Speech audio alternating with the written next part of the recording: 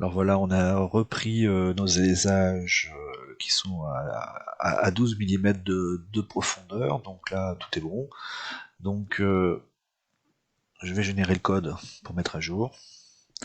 Vous avez donc les perçages, ici tous les perçages qui sont à cet ennemi qui dépassent bien la pièce.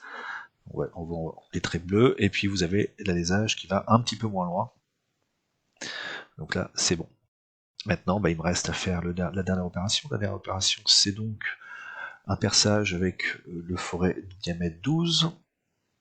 Ce forêt diamètre 12, on va tout simplement lui dire qu'il faut percer le trou qui est au centre à cet endroit-là. On a déjà un trou qui a été fait, donc on a déjà enlevé un peu de matière, hein, c'est pas plus mal. Là, je vais tout laisser par défaut, il n'y aura pas de problème. Donc je fais OK, je valide. Je génère le code après avoir mis en place mes conditions de coupe, donc toujours à 40. Ici, je changerai les autres valeurs.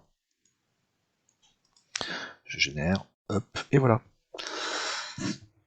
Donc là, on a terminé notre opération. Donc si on regarde globalement un petit peu tout ce que ça donne, vous allez pouvoir faire une simulation. La simulation, vous cliquez bien sur repère ou à usiner pour faire toutes les opérations qui y a en dessous. On va vérifier le parcours outil. Pour vérifier le parcours outil, je me mets toujours en dynamique 3D, ça me permet de voir des traces. Je ne vais pas trop vite pour voir la simulation graphique, et là vous allez lancer en faisant jouer.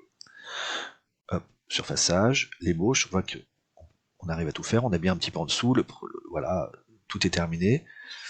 Donc là, moi, je veux savoir le temps d'usinage, donc je vais regarder dans la vue temps du programme. Je clique sur le petit plus pour développer tout. Avec la petite barre, la petite ascenseur, je vais sur le côté et je vois que j'en ai pour 14 minutes d'usinage.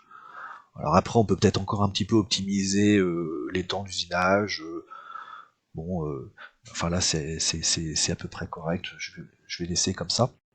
Mais effectivement, après, il y a peut-être des optimisations en fonction de choix d'outils, de choix d'opérations qui peuvent permettre d'être plus ou moins rapide.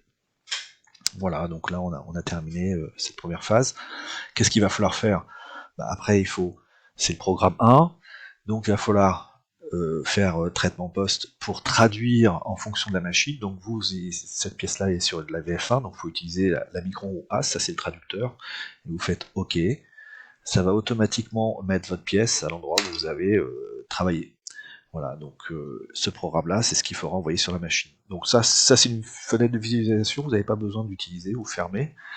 J'enregistre naturellement mon travail, et si vous allez sur le répertoire qui est ici, donc hop, je le ramène là, j'ai travaillé ici, et voilà, le fichier est à cet endroit-là.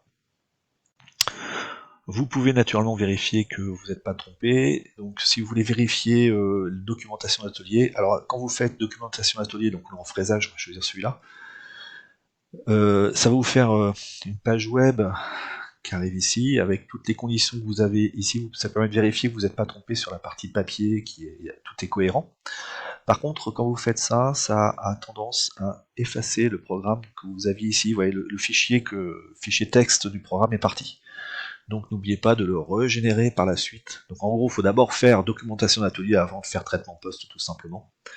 Et là, je recrée le programme, voilà, qui a été effacé pour toujours qu'il y ait une cohérence entre la gamme, enfin la phase qu'on nous propose et la pièce.